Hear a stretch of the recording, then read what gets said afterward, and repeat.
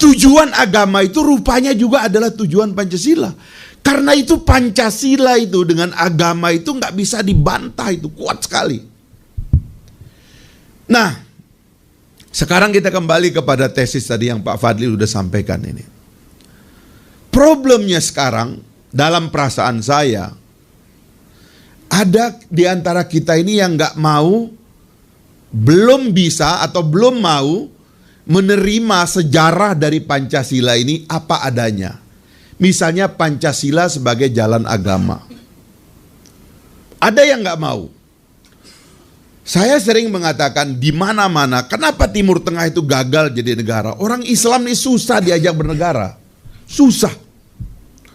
Orang Islam ini paling gampang diajak memberontak.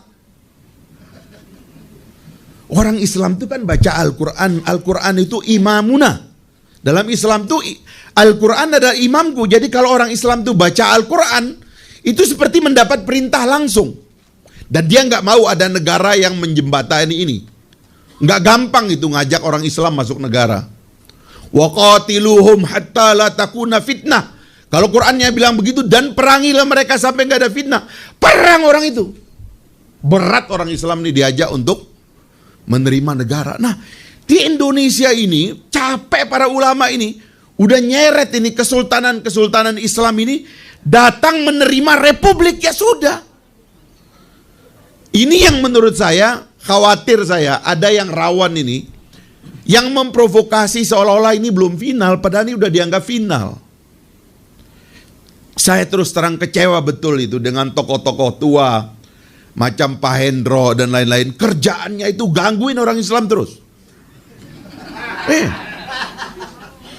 Wah, ini orang mau bikin negara khilafah. Khilafah apa? Khilafah itu konsep, ada dalam Al-Quran. Itu benih. Mau jadi kerajaan oke, nggak ada bentuk negara dalam Islam. Mau jadi kesultanan oke, mau jadi republik oke, mau menjadi federasi oke, mau jadi apapun oke. Khilafah itu benih. Khilafah itu artinya tanggung jawab, pertanggungjawaban. Kita ini mengurusi sesama itu adalah pertanggungan. Inni ja'ilum fil ardi khalifah.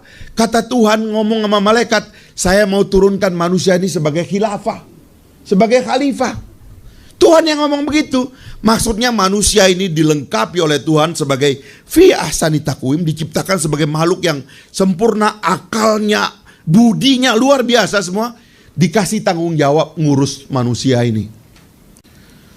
Supaya manusia tahu bahwa ada konsepsi pertanggungjawaban di antara mereka. Dan terjadilah itu.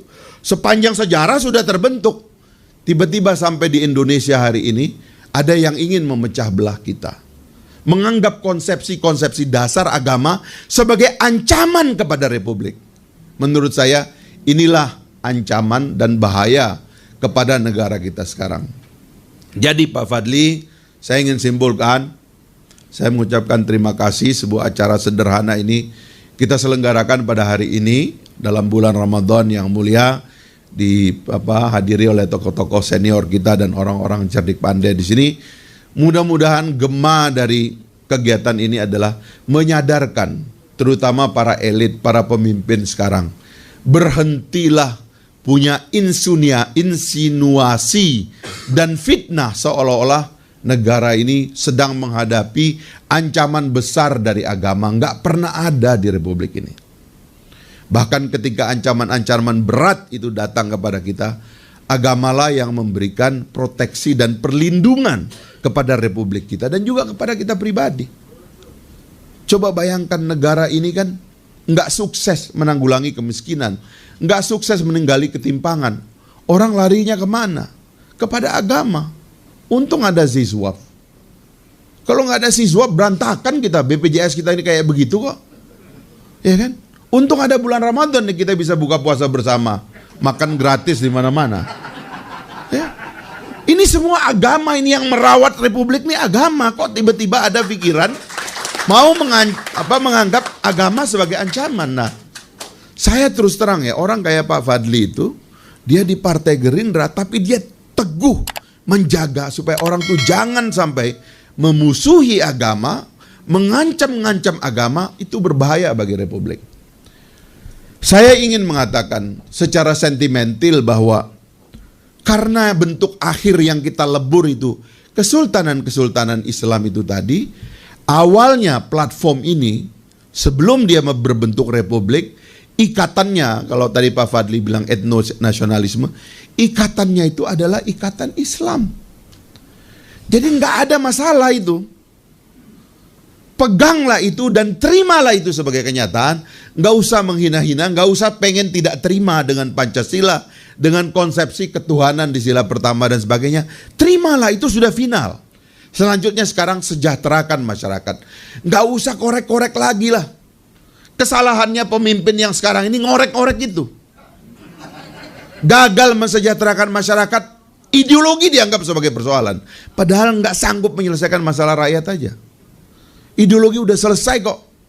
Nah, inilah yang saya kira hari ini kita rayakan. Terima kasih banyak. Assalamualaikum warahmatullahi wabarakatuh.